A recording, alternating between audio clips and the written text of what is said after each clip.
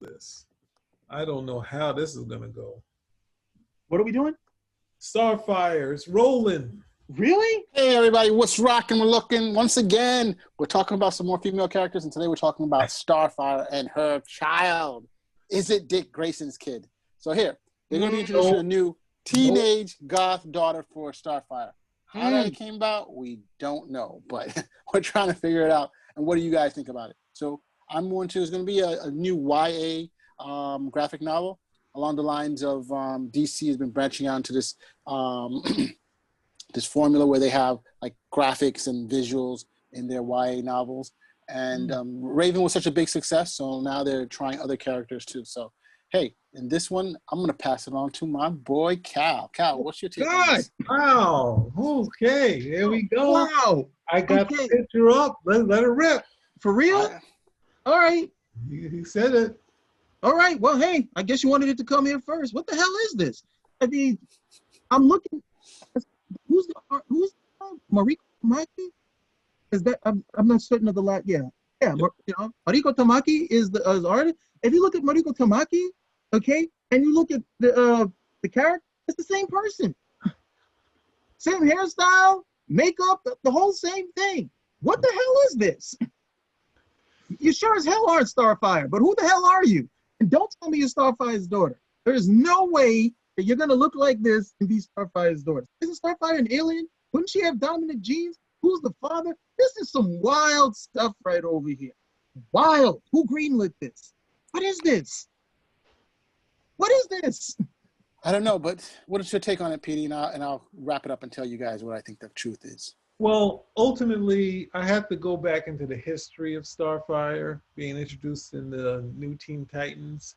Now, you have to imagine, I mean, the new Teen Titans drawn by George Perez, they were, all the women are babes in the story, and Starfire was extra babified, but at the same time, as gorgeous as he made her, at the same time, there was no backlash from the Sisters of Lulu. There was no negativity from any of the female audience about these characters because of the heart that Starfire had, her connections with Donna, with Wonder Girl, with this wide-eyed sort of look, and then this sort of caring about Robin, who tried to be dark, but she kind of brought him to be centered and be normal. So looking at the story, people were able to look through it and say, no, yes, she has this great body, but she's this powerful female. And no, there was no backlash at them from the female audience, right? Even though there's a ton of really amazing shots of her. So since they're gone, they've been apologizing and they've gone both ways. They've apologized for Starfire, and then they made her sex crazy in the Red Hood books or something like that. So they've been going back and forth, and this is another apology to saying how hot she is. So here we're gonna have a daughter saying, I'm not Starfire. We know she's not Starfire. We don't just take Starfire up. No one's gonna connect you to Starfire. And that's the part of having bad storytelling, is saying, all right, is this a kid that's this is like a TV sort of casting. There's nothing connecting her to Starfire. So there's no even point to connect her to it. Just have whatever the character's name is as a story. The story about this goth chick, because that's what the story is. Pair out all the stuff is not needed. Starfire is not needed. It's not connected to this. And I mean, I don't know if it's if we've all seen we've seen Starfire's people, and they're all gorgeous, like the whole lot of them, the men, the women. And then they have a goth, they'll probably be like, but also Koriand'r is her last name. She's Mandy Koriand'r? It's like more stuff we have to question. So ultimately, this is a sort of a high concept pitch of saying we have this, what would be something you wouldn't expect? Oh, we have a goth chick as her daughter, and she doesn't want to be Starfire. Well, we know that. So it's like, it's too much for me. It's reaching too much. When if they want to do a goth chick, I don't know. They want to just have the Starfire name on there and kind of say, hey, this is a body positive story, which. How? How? They're saying this person walking around being herself is positive. So the people that look like this can be like, hey, I look like this. I don't have to change. Oh, whatever. I can also put tons of makeup on and like, no, there's no change in being goth, right? So. Yeah. So look, like I said, you're born looking like that. Look at the.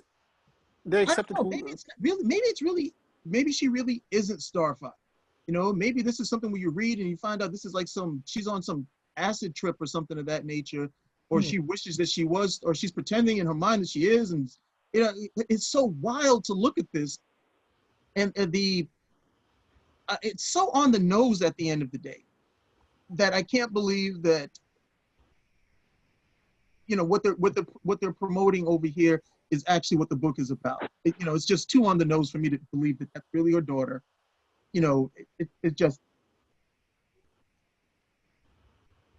So look, I kind of I see what your points are, and I just want to just say reiterate once more that this is a YA novel, and this is based on the same line of the Raven books that came out earlier. They did extremely well for DC. You know, where they had Raven was you know, a teen Dina with her powers, and of course, you know, growing up.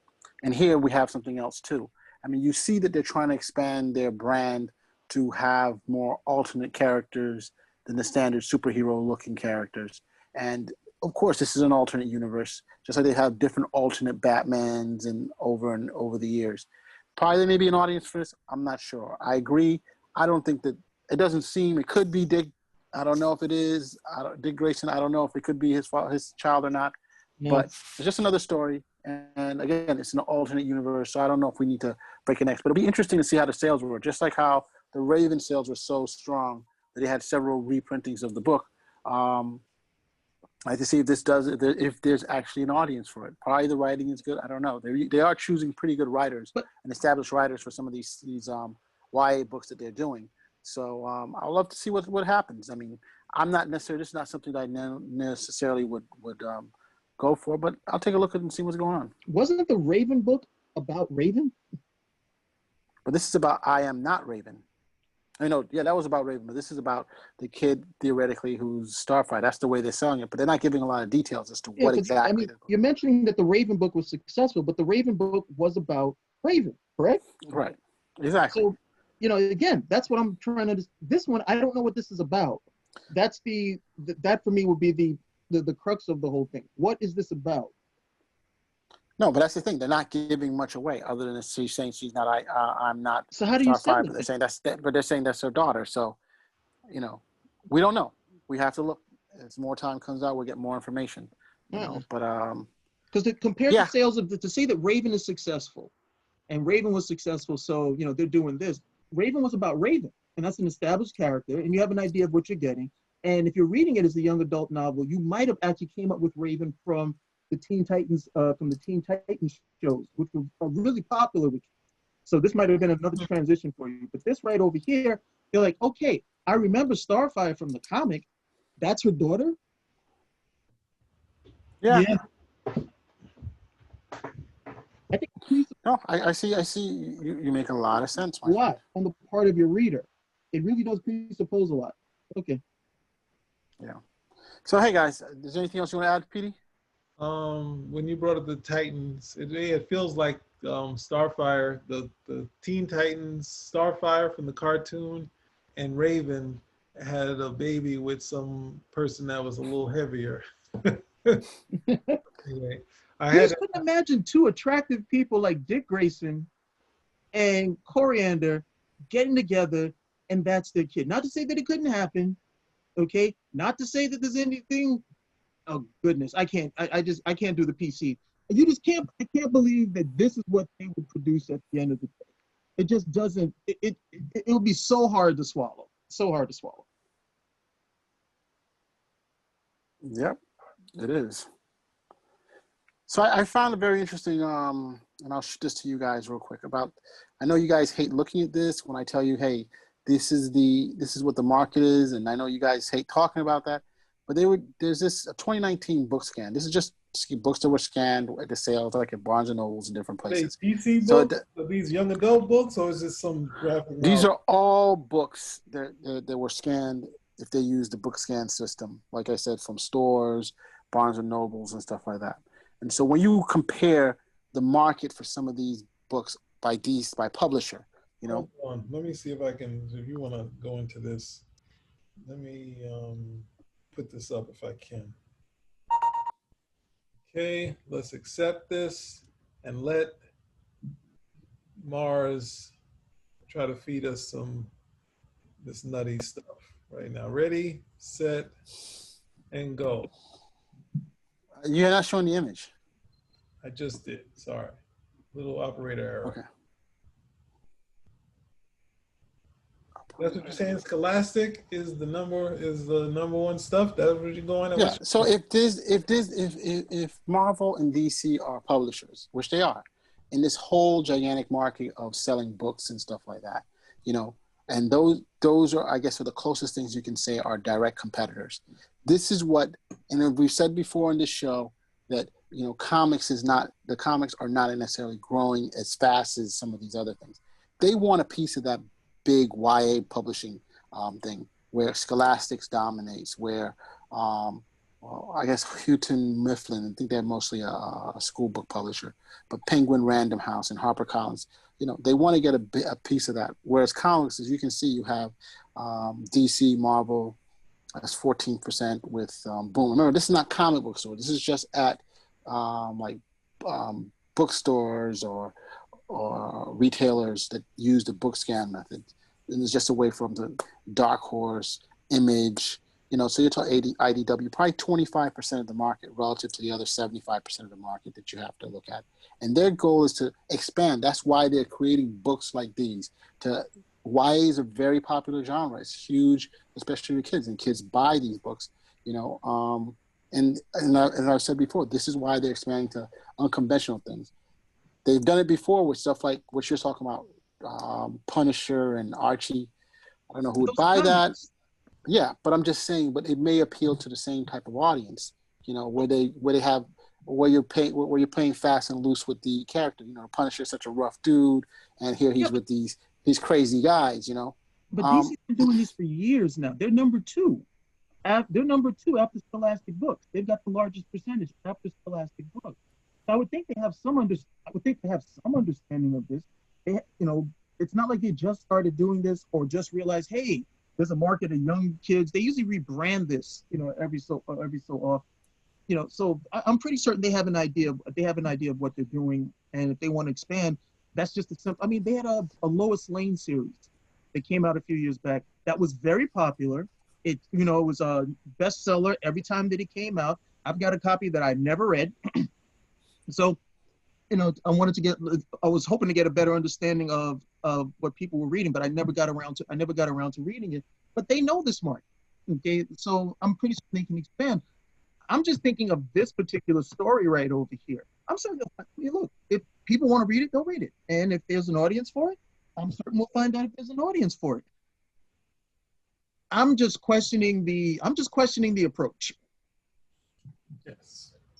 And if DC wants to get into the, you know, into that sort of the books and trying to do novels from their characters, why not do more that they have novels of their characters? Why not try to, not just young, you know, I mean, these are for kids. So you can sort of find if you want to do just a Teen Titans sort of kids sort of novel, that sort of thing.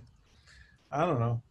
It seems to be reaching when we could have just used, they already had the cartoon, they could have done a young adult, young version of the Titans, that sort of thing. And you got the balance. But they do have a list of YA books. They have Harley Quinn has a book, Mira has a book, Raven, of course, why is has it a book. the buzz? This is because the Starfire is so controversial. The Starfire thing is so controversial. People are going. That's why they do it. It's just like in Future State, you have the Black Batman, right? So controversial. People have to talk about it, and that's why they get in the buzz. And you know, it's to sell the books, to sell the comics.